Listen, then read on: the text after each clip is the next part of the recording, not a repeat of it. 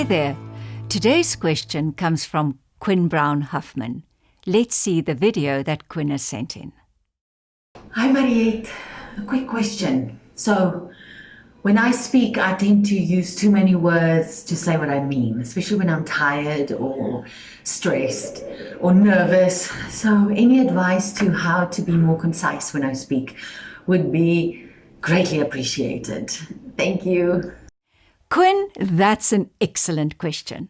Most of us use far too many words before we get to the point.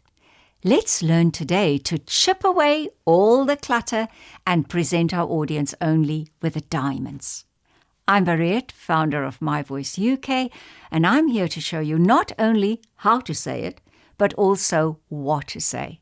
Now back to Quinn's question. Have you ever tuned into a webinar where the host promises you 3 easy steps to beat insomnia, and after half an hour, you're still waiting for the 3 easy steps? By that time, you might have well fallen asleep yourself. No, seriously, that's exactly what I call clutter. All the senseless jabbering using 100 words to express something that you could have said in 10. Well, here's how to start chipping away the clutter.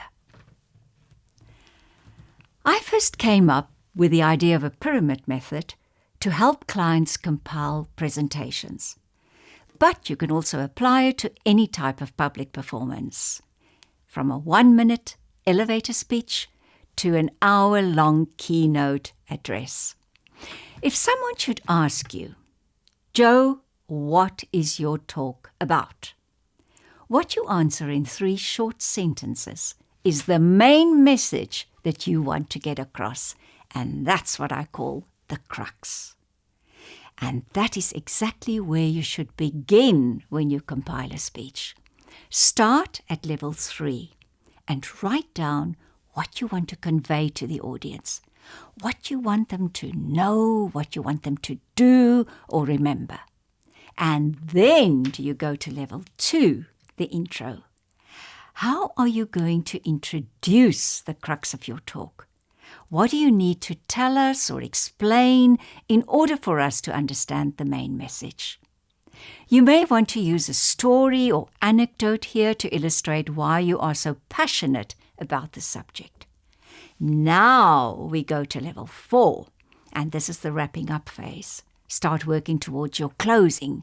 You may want to recap the 2 or 3 most important points, or tell us how you can apply this to the things that you are now teaching us. And something very interesting always happens on level 4. You will feel when it's time to end. And if you don't feel it, you have a problem. You may be one of those people who really battles to say what they want to say. The worst is if somebody like that starts saying everything they've already said all over again, only in different words. Oh dear, that is a big no-no. Only after all that do we start thinking about the opening, level 1. And of course, it's the foundation. If you are in a hurry and use a weak, overused, unimaginative opening, your pyramid is probably going to crack sooner or later. And lastly, we come to the cherry on the top, level 5, the closing. This is what your audience is going to tweet about. You have to think about it carefully. It may be a quote. It may be the line your audience liked best. Good, use it again. There's a saying in television, leave them laughing. Leave them with something positive, uplifting, inspirational. Leave them feeling good about themselves. And of course, good about you. If you start implementing the pyramid model in your everyday work, such as when you write reports and when you participate in meetings, whatever it is, you'll soon realize that you're using too many words. The clutter only confuses people. Remember, we have to listen, take in, visualize what you mean, and understand it. Keep it as simple as possible. Streamline it. And that will help your audience to understand it much easier. Let's recap. When you prepare, begin at level 3, the crux. What is your talk about? Go to level 2, write the introduction. Then you move to level 4, prepare your wrap-up. Go to level 1, create an imaginative opening. And lastly, level 5, knock them out.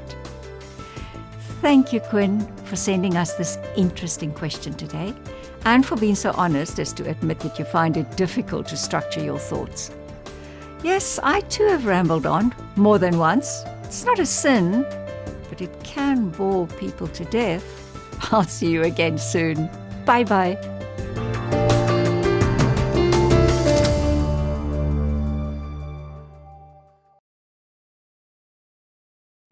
Post your questions on LinkedIn to Mariette Richardson or email them to mariette@myvoiceuk.com and include a photo.